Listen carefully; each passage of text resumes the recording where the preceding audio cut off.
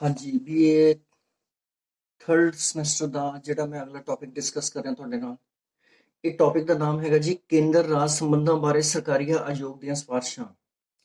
ਰਿਕਮੈਂਡੇਸ਼ਨਸ of Sarkaria commission about centre state relations. ਹਾਂਜੀ, ਇਹਦੇ ਬਾਰੇ ਤੁਹਾਨੂੰ ਮੈਂ ਦੱਸ ਦਵਾਂ ਕਿ 1983 ਵਿੱਚ ਜਦੋਂ ਪ੍ਰਧਾਨ ਮੰਤਰੀ ਸਾਡੇ ਮਿਸਿਸ ਇੰਦਰਾ ਗਾਂਧੀ ਸਨ, ਉਸ ਟਾਈਮ ਅਪ੍ਰੈਲ 1983 ਵਿੱਚ ਜਸਟਿਸ RS ਸਰਕਾਰੀਆ ਦੀ ਪ੍ਰਧਾਨਗੀ ਹੇਠ ਜਿਹੜਾ ਕੇਂਦਰ ਸਰਕਾਰ ਨੇ ਇੱਕ 3 ਮੈਂਬਰੀ ਆਯੋਗ ਸਥਾਪਿਤ ਕੀਤਾ ਸੀ। ਇਸ ਦੇ ਮੁਖੀ ਸਨ ਜਸਟਿਸ RS ਸਰਕਾਰੀਆ ਅਤੇ ਇਸ ਦੇ 2 ਮੈਂਬਰ ਸਨ ਸ਼੍ਰੀ B ਸ਼ਿਵਰਮਨ ਅਤੇ ਸ਼੍ਰੀ SR ਸੇਨ।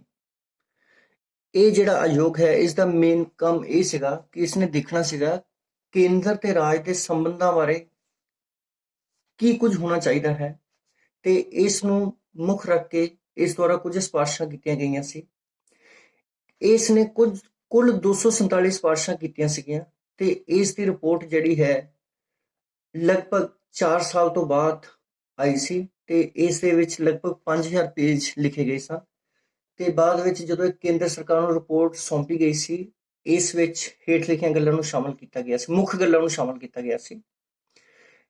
ਪਹਿਲਾ ਪੁਆਇੰਟ ਇਹਨਾਂ ਨੇ ਕਿਹਾ ਕਿ ਮਜ਼ਬੂਤ ਕੇਂਦਰ ਦੀ ਸਰਕਾਰ ਹੋਣੀ ਚਾਹੀਦੀ ਹੈ।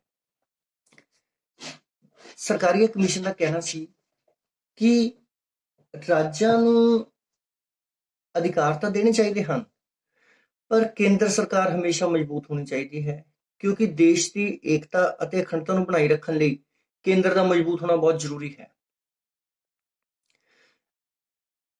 ਅਤੇ ਇਸ ਤੋਂ ਬਾਅਦ ਇਸ ਸਰਕਾਰੀ ਕਮਿਸ਼ਨ ਨੇ ਇੱਕ ਹੋਰ ਸਿਫਾਰਿਸ਼ ਕੀਤੀ ਸੀ, ਅੰਤਰਰਾਜੀ ਪਰਿਸ਼ਦ ਦੀ ਸਥਾਪਨਾ। ਸਰਕਾਰੀ ਕਮਿਸ਼ਨ ਦੁਆਰਾ ਇਹ ਸਿਫਾਰਿਸ਼ ਕੀਤੀ ਗਈ ਸੀ ਕਿ ਸੰਵਿਧਾਨ ਦੀ ਧਾਰਾ 263 ਅਧੀਨ ਅੰਤਰਰਾਜੀ ਪਰਿਸ਼ਦ ਸਥਾਪਿਤ ਕੀਤੀ ਜਾਵੇ ਅਤੇ ਇਹ ਜਿਹੜੀ ਅੰਤਰਰਾਜ ਪਰਿਸ਼ਦ ਰਾਜ ਪਰਿਸ਼ਦ ਜਿਹੜੀ ਹੈ, ਇਹ ਵੱਖ-ਵੱਖ ਰਾਜਾਂ ਵਿਚਕਾਰ ਜੇ ਕੋਈ ਵਿਵਾਦ, ਲੜਾਈ ਝਗੜਾ ਹੁੰਦਾ ਹੈ ਤਾਂ ਉਸ ਦੀ ਛਾਣਬੀਣ ਕਰੇ, ਉਹਨੂੰ ਇਨਵੈਸਟੀਗੇਟ ਕਰੇ ਤੇ ਉਹਨਾਂ 2 ਰਾਜਾਂ ਜਾਂ ਵੱਧ ਰਾਜਾਂ ਵਿੱਚ ਜਿਹੜੇ ਮਤਭੇਦ ਪਾਏ ਜਾਂਦੇ ਹਨ, ਉਹਨਾਂ ਨੂੰ ਦੂਰ ਕਰਨ ਲਈ ਆਪਣੀਆਂ ਸਿਫਾਰਸ਼ਾਂ ਪੇਸ਼ ਕਰੇ। ਇਸ ਤੋਂ ਇਲਾਵਾ ਰਾਸ਼ਟਰੀ ਵਿਕਾਸ ਪਰਿਸ਼ਦ ਦੀ ਸਿਫਾਰਿਸ਼ ਵੀ ਜਿਹੜੀ ਸਰਕਾਰੀ ਕਮਿਸ਼ਨ ਦੁਆਰਾ ਕੀਤੀ ਗਈ ਹੈ। ਇਸ ਦੇ ਵਿੱਚ ਇਹ ਕਿਹਾ ਗਿਆ ਹੈ ਕਿ ਇਸ ਪਰਿਸ਼ਦ ਦੀ ਬੈਠਕ ਸਾਲ ਵਿੱਚ ਘੱਟੋ ਘੱਟ 2 ਬੈਠਕਾਂ ਹੋਣੀਆਂ ਚਾਹੀਦੀਆਂ ਹਨ। ਇਸ ਤੋਂ ਇਲਾਵਾ ਅਗਲਾ ਜਿਹੜਾ ਪੁਆਇੰਟ ਹੈ ਉਹ ਹੈ ਖੇਤਰੀ ਪਰਿਸ਼ਦਾਂ, ਜ਼ੋਨਲ ਕਾਉਂਸਲਸ। ਇਸ ਤੋਂ ਇਲਾਵਾ ਸਰਕਾਰੀ ਕਮਿਸ਼ਨ ਨੇ ਵੀ ਮੰਗ ਕੀਤੀ ਸੀ ਜਾਂ ਸਿਫਾਰਿਸ਼ ਕੀਤੀ ਸੀ ਕਿ ਹਰ ਖੇਤਰੀ ਪਰਿਸ਼ਦ ਜਿਹੜੀ ਹੈ, ਇਹਨਾਂ ਨੇ ਕਿਹਾ ਸੀ ਕਿ 5 ਖੇਤਰੀ ਪਰਿਸ਼ਦ ਹੋਣੀਆਂ ਚਾਹੀਦੀਆਂ। ਇਸ ਦੇ ਵਿੱਚ ਅਲੱਗ-ਅਲੱਗ ਜਿਹੜੇ ਇਲਾਕੇ ਹਨ ਉਸਦੀਆਂ ਉਹ ਹੋਣੀਆਂ ਚਾਹੀਦੀਆਂ ਹਨ ਪਰਿਸ਼ਦਾਂ, ਤੇ ਇਹ ਜਿਹੜੀਆਂ 5 ਪਰਿਸ਼ਦਾਂ ਹੋਣਗੀਆਂ, ਇਹਨਾਂ ਦਾ ਇੱਕ ਸਕੱਤਰੇਤ ਹੋਣਾ ਚਾਹੀਦਾ ਹੈ ਜਿਹੜਾ ਕਿ ਪ੍ਰਸ਼ਾਸਨ ਚਲਾਏਗਾ ਅਤੇ ਇਹਨਾਂ ਖੇਤਰੀ ਪਰਿਸ਼ਦਾਂ ਦੀ ਬੈਠਕ ਜਿਹੜੀ ਹੈ ਗ੍ਰਹਿ ਮੰਤਰੀ ਦੁਆਰਾ ਨਹੀਂ, ਸਗੋਂ ਪਰਿਸ਼ਦ ਵਿੱਚ ਸ਼ਾਮਲ ਰਾਜਾਂ ਦੇ ਮੁੱਖ ਮੰਤਰੀਆਂ ਦੁਆਰਾ ਵਾਰੀ-ਵਾਰੀ ਕੀਤੀ ਜਾਣੀ ਚਾਹੀਦੀ ਹੈ, ਤਾਂ ਕਿ ਉਹਨਾਂ ਨੂੰ ਲੱਗੇਗਾ ਕਿ ਉਹਨਾਂ ਦੀ ਵੀ ਪੁੱਛਗਿੱਛ ਹੈ। ਰਾਜਾਂ ਵਿੱਚ ਰਾਸ਼ਟਰਪਤੀ ਰਾਜ ਜਿਹੜਾ ਬਹੁਤ ਜ਼ਿਆਦਾ ਦੁਰਵਰਤੋਂ ਕੀਤੀ ਜਾਂਦੀ ਹੈ 356 ਦੀ। ਕੇਂਦਰ ਦੀ ਸ਼ਕਤੀ ਨੂੰ ਇਸ ਦੁਆਰਾ ਇਹ ਕਿਹਾ ਗਿਆ ਕਿ ਇਹ ਯੋਗ ਜੇ ਠੀਕ ਤਰੀਕੇ ਨਾਲ ਲਗਾਇਆ ਜਾਂਦਾ ਹੈ ਤਾਂ ਇਹ ਠੀਕ ਹੈ, ਪਰ ਨਾਲ ਹੀ ਉਹਨਾਂ ਨੇ ਚੇਤਾਵਨੀ ਦਿੱਤੀ ਹੈ ਕਿ ਕਦੇ ਵੀ ਰਾਸ਼ਟਰਪਤੀ ਸ਼ਾਸਨ ਲਗਾਉਂਦੇ ਹੋਏ ਕੋਈ ਭੇਦਭਾਵ ਨਹੀਂ ਹੋਣਾ ਚਾਹੀਦਾ ਹੈ ਤੇ ਕਿਸੇ ਵੀ ਬਿਨਾਂ ਕਿਸੇ ਕਾਰਨ ਤੋਂ ਰਾਸ਼ਟਰਪਤੀ ਰਾਜ ਲਗਾਇਆ ਜਾਣਾ ਵੀ ਠੀਕ ਨਹੀਂ ਕਿਹਾ ਜਾ ਸਕਦਾ। ਇਸ ਲਈ ਰਾਸ਼ਟਰਪਤੀ ਸ਼ਾਸਨ ਜਿਹੜਾ ਪ੍ਰਾਂਤਾਂ ਵਿੱਚ ਲਾਇਆ ਜਾਂਦਾ ਹੈ 356 ਦੇ ਅਧੀਨ, ਉਸ ਦੀ ਵਰਤੋਂ ਬਹੁਤ ਹੀ ਦੇਖ ਸੋਚ ਕੇ ਹੋਣੀ ਚਾਹੀਦੀ ਹੈ। ਰਾਜਪਾਲਾਂ ਦੀ ਨਿਯੁਕਤੀ ਦੇ ਸੰਬੰਧ ਵਿੱਚ ਇਸ ਦੇ ਦੁਆਰਾ ਇਹ ਆਪਣਾ ਸੁਝਾਅ ਦਿੱਤਾ ਗਿਆ ਕਿ ਉੱਘੇ ਵਿਅਕਤੀ ਜਿਹੜੇ ਹੋਣੇ ਚਾਹੀਦੇ ਹਨ। ਇਸ ਤੋਂ ਇਲਾਵਾ ਉਹ ਰਾਜਨੀਤੀ ਨਾਲ ਉਹਨਾਂ ਸੰਬੰਧ ਘੱਟ ਤੋਂ ਘੱਟ ਹੋਣਾ ਚਾਹੀਦਾ ਹੈ। ਜਦੋਂ ਵੀ ਰਾਜਪਾਲ ਦੀ ਨਿਯੁਕਤੀ ਹੁੰਦੀ ਹੈ, ਉਸ ਰਾਜ ਦੇ ਮੁੱਖ ਮੰਤਰੀ, ਉਪ ਰਾਸ਼ਟਰਪਤੀ ਅਤੇ ਲੋਕ ਸਭਾ ਦੇ ਸਭਾਪਤੀ ਨਾਲ ਸਲਾਹ ਮਸ਼ਵਰਾ ਕੀਤਾ ਜਾਣਾ ਚਾਹੀਦਾ ਹੈ ਅਤੇ ਵਿਸ਼ੇਸ਼ ਪਰਿਸਥਿਤੀਆਂ ਤੋਂ ਇਲਾਵਾ ਰਾਜਪਾਲ ਨੂੰ ਕਾਰਜਕਾਲ ਪੂਰਾ ਹੋਣ ਤੋਂ ਪਹਿਲਾਂ ਨਹੀਂ ਹਟਾਉਣਾ ਚਾਹੀਦਾ ਹੈ। ਜੱਜਾਂ ਦੀ ਨਿਯੁਕਤੀ ਜਿਹੜੀ ਹੈ, ਇਹ ਜਿਹੜੀ ਹੈ, ਇਸ ਦੇ ਬਾਰੇ ਵੀ ਉਹਨਾਂ ਦੁਆਰਾ ਇਹ ਰਾਏ ਦਿੱਤੀ ਗਈ ਹੈ ਕਿ ਇਸ ਦੇ ਲਈ ਵੱਖ-ਵੱਖ ਅਧਿਕਾਰੀਆਂ ਦੀ ਜਿਹੜੀ ਹੈ ਰਾਏ ਲੈਣੀ ਚਾਹੀਦੀ ਹੈ, ਤਾਂ ਕਿ ਅਜਿਹਾ ਨਾ, ਜੇਕਰ ਅਸੀਂ ਸਲਾਹ ਨਾ ਲਈਏ ਤਾਂ ਜੱਜਾਂ ਦੀ ਨਿਯੁਕਤੀ ਵਿੱਚ ਦੇਰੀ ਹੋ ਸਕਦੀ ਹੈ। ਜੱਜਾਂ ਦੇ ਤਬਾਦਲੇ ਦਾ ਇਹਨਾਂ ਨੇ ਵਿਰੋਧ ਕੀਤਾ ਹੈ। ਆਯੋਗ ਦਾ ਕਹਿਣਾ ਹੈ ਕਿ ਹਾਈ ਕੋਰਟ ਦੇ ਜੱਜਾਂ ਦੇ ਇੱਕ ਰਾਜ ਤੋਂ ਦੂਜੇ ਰਾਜ ਵਿੱਚ ਤਬਾਦਲਾ ਠੀਕ ਨਹੀਂ ਹੈ। ਇਹ ਕਿਸੇ ਵੀ ਰਾਜ ਦੇ ਜਿਹੜੇ ਜੱਜ ਹਨ ਹਾਈ ਕੋਰਟ ਦੇ, ਉਹਨਾਂ ਦੀ ਸਹਿਮਤੀ ਤੋਂ ਬਿਨਾਂ ਨਹੀਂ ਹੋਣਾ ਚਾਹੀਦਾ ਹੈ।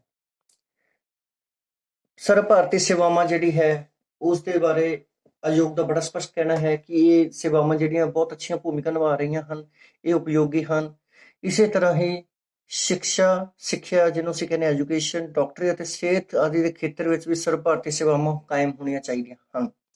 ਸਥਾਨਕ ਭਾਸ਼ਾਵਾਂ ਉੱਤੇ ਬੜਾ ਜ਼ੋਰ ਦਿੱਤਾ ਹੈ, ਜਿਵੇਂ ਕਿ 3 ਲੈਂਗੁਏਜ ਫਾਰਮੂਲਾ ਦਿੱਤਾ ਗਿਆ ਹੈ। ਇਸ ਵਿੱਚ ਖੇਤਰੀ ਭਾਸ਼ਾ ਨੂੰ ਜਿਹੜਾ ਹੈ ਪ੍ਰਮੋਟ ਕੋਈ ਵੀ ਪ੍ਰਾਂਤ ਕਰ ਸਕਦਾ ਹੈ, ਪਰ ਇਸ ਦੇ ਨਾਲ ਹੀ ਅਜਿਹੀਆਂ ਭਾਸ਼ਾਵਾਂ ਦਾ ਵੀ ਜ਼ੋਰ ਦਿੱਤਾ ਗਿਆ ਹੈ ਜਿਸ ਨਾਲ ਕਿ ਭਾਰਤ ਦੇ ਵੱਖ-ਵੱਖ ਇਲਾਕਿਆਂ ਵਿੱਚ ਰਹਿ ਰਹੇ ਲੋਕ ਇਕੱਠੇ ਰਹਿ ਸਕਣ। ਵਿੱਤੀ ਮਾਮਲਿਆਂ ਦੇ ਸੰਬੰਧ ਵਿੱਚ ਵੀ ਸਰਕਾਰੀ ਕਮਿਸ਼ਨ ਦੁਆਰਾ ਜਿਹੜਾ ਹੈ ਆਪਣੇ ਸੁਝਾਅ ਦਿੱਤੇ ਗਏ ਹਨ। ਉਹਨਾਂ ਨੇ ਦੱਸਿਆ ਹੈ ਕਿ ਕਰ ਪ੍ਰਣਾਲੀ ਵਿੱਚ ਸੁਧਾਰ ਹੋਣੇ ਚਾਹੀਦੇ ਹਨ। ਕੇਂਦਰੀ ਸਰਕਾਰ ਦੁਆਰਾ ਕੋਲ ਕਰਜ਼ੇ ਲੈਣ ਦੀ ਆਗਿਆ ਜਿਹੜੀ ਹੈ ਪ੍ਰਾਂਤਾਂ ਨੂੰ ਹੋਣੀ ਚਾਹੀਦੀ ਹੈ। ਕੇਂਦਰੀ ਸਰਕਾਰ ਦੁਆਰਾ ਵਿਦੇਸ਼ੀ ਮੁਦਰਾ ਵਿੱਚੋਂ ਕੁਝ ਹਿੱਸਾ ਰਾਜਾਂ ਨੂੰ ਵੀ ਦੇਣਾ ਚਾਹੀਦਾ ਹੈ। ਇਸ ਤੋਂ ਇਲਾਵਾ ਨਿਗਮ ਟੈਕਸ ਜਿਹੜਾ ਹੈ, ਕਾਰਪੋਰੇਸ਼ਨ ਟੈਕਸ ਵਿੱਚ ਰਾਜਾਂ ਨੂੰ ਹਿੱਸਾ ਦਿੱਤਾ ਜਾਣਾ ਚਾਹੀਦਾ ਹੈ। ਰੇਲ ਮੁਸਾਫਰ ਕਿਰਾਏ ਤੇ ਟੈਕਸਾਂ ਦੇ ਬਦਲੇ ਗ੍ਰਾਂਟਾਂ ਰਾਜਾਂ ਨੂੰ ਦਿੱਤੀਆਂ ਜਾਣੀਆਂ ਚਾਹੀਦੀਆਂ ਹਨ। ਵਿੱਤ ਆਯੋਗ ਦੇ ਸੰਬੰਧ ਵਿੱਚ ਆਯੋਗ ਦਾ ਕਹਿਣਾ ਹੈ ਕਿ ਵਿੱਤ ਆਯੋਗ ਦਾ ਅਧਿਕਾਰ ਖੇਤਰ ਨਿਸ਼ਚਿਤ ਕਰਨ ਲਈ ਰਾਜਾਂ ਨਾਲ ਸਲਾਹ ਮਸ਼ਵਰਾ ਕਰਨਾ ਚਾਹੀਦਾ ਹੈ। ਸ਼ਕਤੀਆਂ ਦੀ ਵੰਡ ਦੇ ਸੰਬੰਧ ਵਿੱਚ ਵੀ ਆਯੋਗ ਦੁਆਰਾ ਕਿਹਾ ਗਿਆ ਹੈ ਕਿ ਸੰਪਰਤੀ ਸੂਚੀ ਵਿੱਚ ਸ਼ਾਮਲ ਵਿਸ਼ਿਆਂ ਦੇ ਸੰਬੰਧ ਵਿੱਚ ਕੇਂਦਰ ਸਰਕਾਰ ਨੂੰ ਸਮੇਂ-ਸਮੇਂ ਰਾਜ ਸਰਕਾਰਾਂ ਨਾਲ ਸਲਾਹ ਜ਼ਰੂਰ ਲੈਣੀ ਚਾਹੀਦੀ ਹੈ, ਕਿਉਂਕਿ ਇਹ ਅਜਿਹੇ ਵਿਸ਼ੇ ਹੁੰਦੇ ਹਨ ਜਿਸ ਵਿੱਚ ਕੇਂਦਰ ਅਤੇ ਰਾਜ ਕਾਨੂੰਨ ਬਣਾ ਸਕਦੇ ਹਨ ਤੇ ਕਈ ਵਾਰ ਇਹਨਾਂ ਵਿੱਚ ਮਤਭੇਦ ਵੀ ਹੋ ਜਾਂਦੇ ਹਨ। ਇਹਨਾਂ ਮਤਭੇਦਾਂ ਨੂੰ ਦੂਰ ਕਰਨ ਲਈ ਹੀ ਸ਼ਕਤੀਆਂ ਦੀ ਵੰਡ ਹੋਣੀ ਚਾਹੀਦੀ ਹੈ।